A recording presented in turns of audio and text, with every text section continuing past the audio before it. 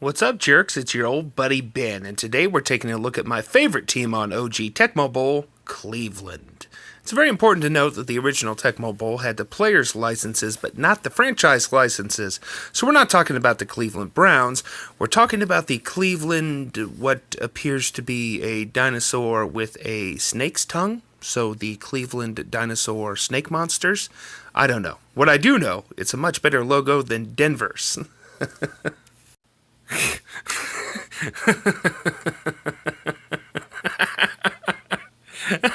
Hey, do you think this game was made in Japan? It's also very important to note that I do not have fancy, proper video game capture devices. Nice ones from what I've seen cost like $150, which I'm not going to do for a one-time goof. So just be grateful for what you get.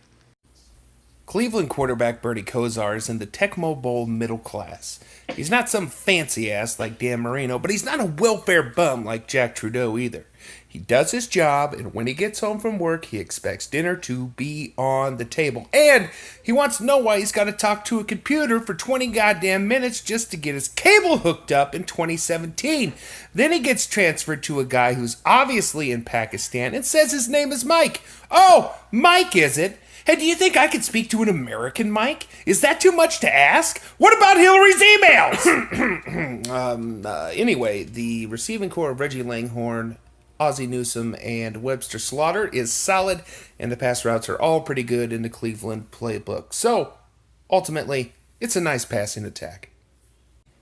A great man once said, Kevin Mack is a north-south runner. That was me. I'm the one who said that. Mac is as slow as childbirth, but just like childbirth, he wrecks pussies. Take two. Mac is as slow as childbirth, but just like childbirth, whenever you try and tackle him, babies get spanked and go flying across the room. That is exactly how childbirth works. I've seen it myself. The point I'm trying to make here is that even though Kevin Mack is the slowest back on Tecmo Bowl and therefore kind of a problem in the offense, he's also the most powerful, which means that he's the most likely to knock defenders back when they try and tackle him. Therefore, he might end up getting a few more yards than another running back might not in certain situations. It's a bit a give and a take. He's simultaneously the worst part of this offense and also my favorite player in all of Tecmo Bowl. The key to defense with Cleveland is to ignore all the bums in the front seven and focus on the excellent secondary featuring Hanford Dixon and Frank Minifield. Dixon's the better pick. He's the top defensive back. He's one of the better defenders in the game. His speed allows him to cover a lot of ground in the passing game, and he can also do a decent job against the run.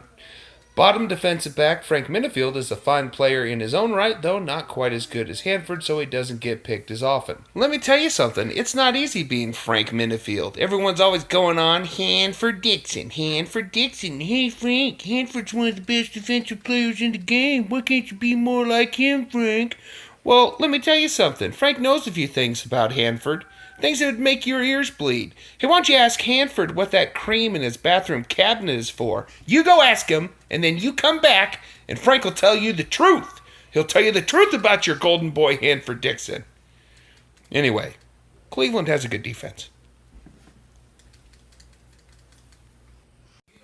Honestly, I don't really have any jokes about Cleveland's special teams. It's just a good unit.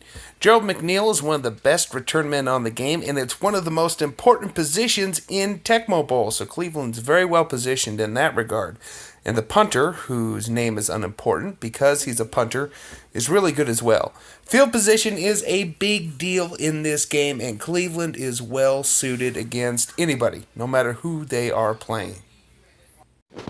In summation, Cleveland's balanced roster lends itself, in my opinion anyway, to conservative and patient gameplay. The special teams are strong, which means that Cleveland will usually have the advantage in field position, which means you don't need to take as many risks. It can be tricky getting Kevin Mack rolling against a good defense, particularly one that's tough up front, but don't quit on it. Just like the baby boomers didn't quit when they hadn't quite ruined the whole world by the mid-90s. They kept pushing, and now look around you. Look at what they've done. They made Donald Trump the president. Donald shitting Trump is the president. So that's what you need to do. Only do that to the defense with Kevin Mack. Thanks for watching.